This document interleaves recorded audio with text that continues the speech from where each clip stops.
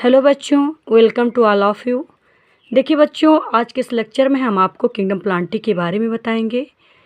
Kingdom Plantae मतलब होता है पादप जगत।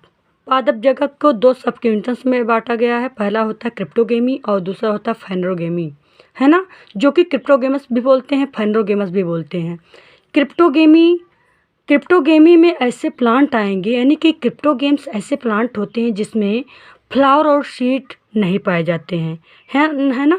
इसमें फूल और सीड का निर्माण नहीं होगा, यानी कि क्रिप्टोगेमस प्लांट में आपके फ्लावर और सीड नहीं बनेंगे। ओके, सो बच्चों आप अब फेनरोगेमी ऐसे प्लांट आएंगे इसमें जिसमें आपके फ्लावर और सीड दोनों बनेगा।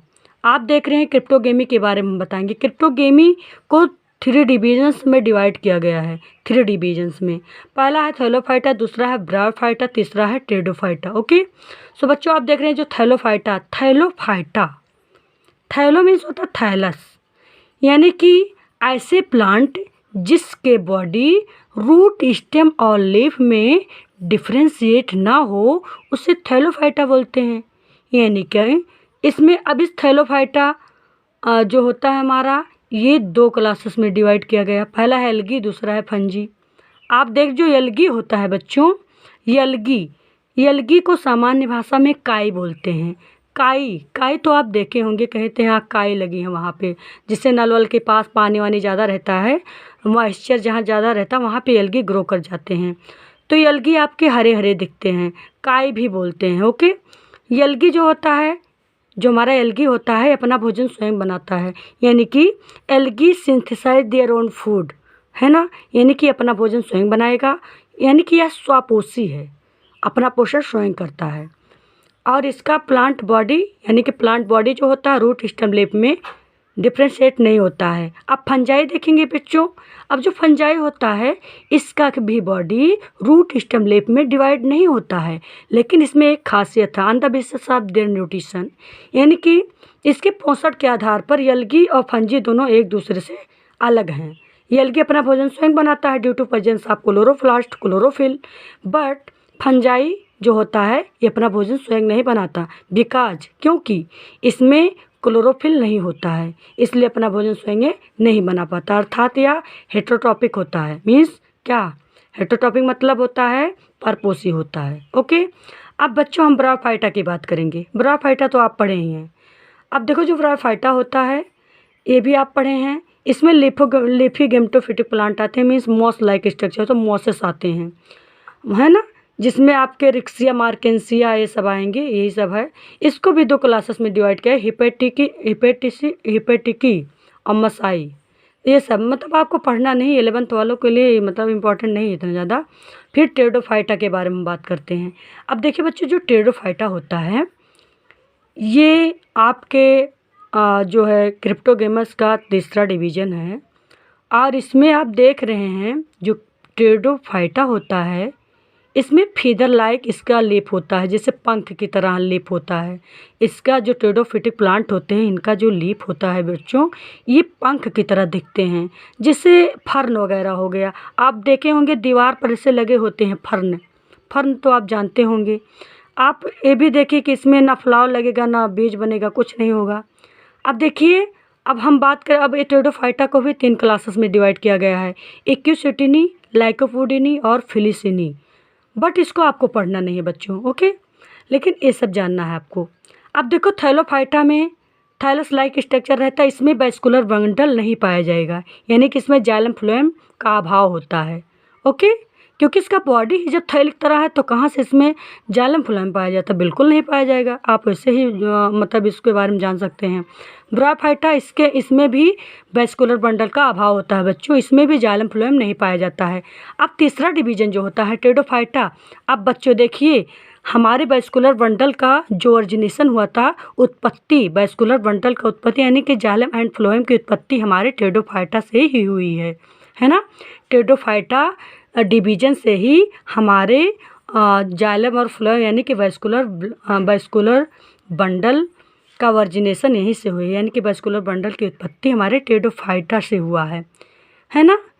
अब देखो बच्चों, टेरिडोफाइटा को कहते हैं आपके vascular cryptogams plant, vascular cryptogams plant. Okay, कैसे? वैस्कुलर मतलब वैस्कुलर बंडल पाया जा रहा है इसमें। क्रिप्टोगेम्स यानी कि फ्लावर और सीड इसमें नहीं बनेंगे, इसलिए इसका नाम वैस्कुलर क्रिप्टोगेम्स प्लांट होता है। तो आपने एक और क्वेश्चन इसमें से पता किया कि जो टेरिडोफाइटा होता है इसको वैस्कुलर क्रिप्टोगेम्स प्लांट भी बोलते हैं। ओके, अब हम बच्चों बात करेंगे फाइनली आपके फाइनेरोगेमस के बारे में। देखिए जो फाइनेरोगेमस होता है इसमें मैंने आपको बताया है कि एक किंगडम प्लांटी का दूसरा सब किंगडम है जिसका नाम है फाइनेरोगेमी। ये फाइनेरोगेमी को फाइनेरोगेम्स प्लांट भी बोलते हैं। ओके, इसमें आप इस फाइनेरोगेमिस सब डिवीजन में ऐसे प्लांट आएंगे बच्चों जिसमें सीड और फ्लावर दोनों बनेगा, है ना? सीड और फ्लावर दोनों बनेंगे। अब इस फाइनेरोगेमिस प्लांट को दो डिवीजन्स में डिवाइड किया गया है। पहला है जिम्नोस्पर्मी, दूसरा होता है एंजियोस्पर्मी। आपने जिम्नोस्पर्म और एंजियोस्पर्म पढ़ा है 11th में, है ना बच्चों? तो जिम्नोस्पर्मी और एंजियोस्पर्मी यहाँ लिखा है, तो जिम्नोस्पर्म एंजियोस्पर्म हम बोल रहे हैं ऐसे ही। अब जिम्नोस्पर्म में ऐसे प्लांट आएंगे बेटा जिसमें क्या नहीं होगा, जिसमें आपके ये सब आपके फ्रूट वगैरह नहीं बनेंगे। जिम्नोस मतलब नेकेड स्पर्मा माने सीड, यानी कि इस हमारे जिम्नोस्पर्म में जितने प्लांट आएंगे उसमें केवल बीज का निर्माण होगा और बीज भी किसी सीड कोट यानी कि सीड पर सीड कोट नहीं पाया जाएगा बच्चों। यानी कि जो मेरा बीज होगा, बीज किसी भी कोट से ढका नहीं रहेगा। यानी कि जिम्नोस्पर्म में पाए जाने वाले जितने प्लांट होंगे, हमारे जितने जिम्नोस्पर्मिक प्लांट होते हैं उसमें नेकेड सीड पाया जाता है। फल तो बनेगा नहीं क्योंकि सीड कोट ही नहीं है ना? तो जिम्नोस मतलब नेकेड स्पर्मा माने सीड, ऐसे पौधे जिसके बीज पर सीड कोट बीज भित्ति ना पाई जाती हो उसे कहते हैं जिम्नोस्पर्मिक प्लांट। ओके, तो जिम्नोस्पर्मिक प्लांट में आपके केवल बीज का निर्माण होगा, बस इसको आप जानते रहिए। इसमें ज़्यादा ऑर्नामेंटल प्लांट आते हैं, सजावटी पौधे आते हैं सबसे ज़्यादा। साइकस पाइनस इफेड्रा वगैरह, वगैरह जिम्नोस्पर्मिक प्लांट होते हैं। थूजा वगैरह आपने देखा होगा बच्चों, ऐसा लगा थूजा, मंकी पजल, ये सब आपके जिम्नोस्पर्मिक प्लांट होते हैं। अब हम फाइनली बात करें एंजियोस्पर्मी। अब एंजियोस्पर्मी बच्चों, इसमें एंजियो, अब देखो इसमें ऐसे पौधे आएंगे जिसमें बीज, फ्लावर यानी कि बीज के ऊपर बीज भित्ति, फल भित्ति भी होगा, सब कुछ होगा, है ना? यानी कि बीज भित्ति, बीज भी बनेगा इसमें, फल भी बनेगा, यानी कि बीज फल सब कुछ बनेगा।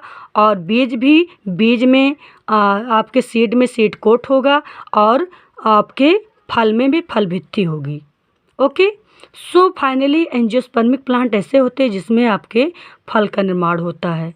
अब इस एंजियोस्पर्म जो है इसको हम दो क्लासेस में डिवाइड करेंगे। पहला आपका मोनोकोटिलिडनी और दूसरा डाइकोटिलिडनी।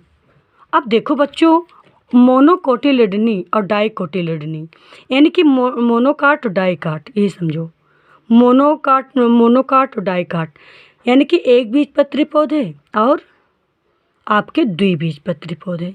यानी कि हमारे एंजियोस्पर्मिक प्लांट में आपके दो प्रकार के प्लांट आते हैं। यानी कि एंजियोस्पर्म को दो क्लास में डिवाइड किया गया है। पहला होता है मोनोकोटिलिडनी और दूसरा होता है डाइकोटिलिडनी। मोनोकोटिलिडनी में एक बीजपत्री पौधे आते हैं और डाइकोटिलिडनी में द्विबीजपत्री पौधे आते हैं। यानी कि मोनोकोटिलिडन्स यानी कि मोनो माने एक और कोटिलिडन माने बीजपत्र, यानी कि ऐसे पौधे जिसका सीड बीज में दो कोटिलिडन्स हो, यानी कि उसकी बीज एक ही कोटिलिडन्स में डिवाइड हो, उससे मोनोकोटिलिडनी बोलेंगे। मोनोकाट ऐसे प्लाई एक बीजपत्री वैसे होते एक बीजपत्री, यानी कि जिस पौधे के बीज में केवल एक बीजपत्र हो, यानी कि उसका जो सीड हो उसमें डिवाइड ना हो। जैसे गेहूँ को अगर दो पार्ट में डिवाइड करेंगे तो वो डिवाइड होगा बच्चों? नहीं होगा ना। इसके बाद धान को डिवाइड करेंगे, एक पार्ट में डिवाइड होगा? नहीं होगा। तो जिसके बीजपत्र डिवाइड ना हो उसको हम अलग करें तो आसानी से डिवाइड ना हो, है ना। गेहूँ हो जाएगा आपका और धान, ये सब हो जाएगा। डाइकोटिलिडनी यानी कि डाइकाट, यानी कि ऐसे पौधे ऐसे पौधे जिसमें बीज का निर्माण होता हो, फल बनता हो मतलब, और वो फल में जो बीज पत्र होते हों वो दो भागों में डिवाइड हो जाएं, जिसके बीज दो भागों में डिवाइड हो जाएं। ओके, तो जिसके बीज दो भागों में डिवाइड हो जाते हैं उसे कहते हैं डाइकोटिलेडनी। जैसे चना को बच्चों भिगो देंगे आप, तो आप उसको जब ऐसे टच करेंगे तो दोनों कोटिलेडन्स अलग हो जाएंगे, जिसे दाल बोलते हैं। मटर को आप भिगो देंगे तो दोनों कोटिलेडन्स को आप ऐसे हटाएंगे ऊपर से, उसके यानी कि सीड कोट को हटा देंगे, और फिर अंदर से आप बीज पत्र को अलग कर सकते हैं आसानी से, है ना। तो आपके आम भी है, आम को अलग अलग काट सकते हैं, उसके जो अंदर बीज है उसको भी अलग अलग आप देख सकते हैं, है ना। तो आपने तो एक बीजपत्री द्विबीजपत्री पौधे आपके किस क्लास में आ रहे हैं, तो एंजियोस्पर्मिक क्लासेस में आ रहे हैं, एंजियोस्पर्म में। ओके, तो बच्चों हाँ, फाइनली आई होप, मैं आशा करती हूँ कि आप लोग किंगडम प्लांटी को आज समझ गए होंगे बहुत ही अच्छी तरह से, इजी मोड में, बिल्कुल एकदम सरलतापूर्वक आप समझ गए होंगे कि हमारे किंगडम प्लांटी क्या है अथवा ये क्या है ना।